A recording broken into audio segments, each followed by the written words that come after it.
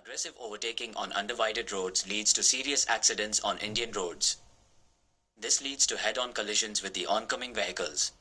As you can see, this car is driving aggressively, trying to overtake the truck without waiting to check if there's safe space to overtake. This pushes the incoming tractor onto the shoulder of the road. He just avoided a major crash. Here you can see a white Hyundai i20 is trying to overtake but cancels at the last minute due to truck. A slight delay to react and he could have hit the truck head-on.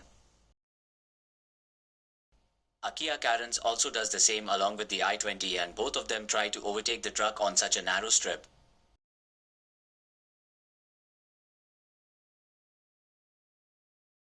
The Kia Carens realizes he can't overtake due to the barricade and decides to move inside at the last moment. The Kia and Hyundai cars continue to drive aggressively and try to overtake slow-moving trucks, which puts incoming vehicles at great risk. Please do not attempt such tricks on undivided roads. Don't risk your life by such stunts and drive safely on Indian roads.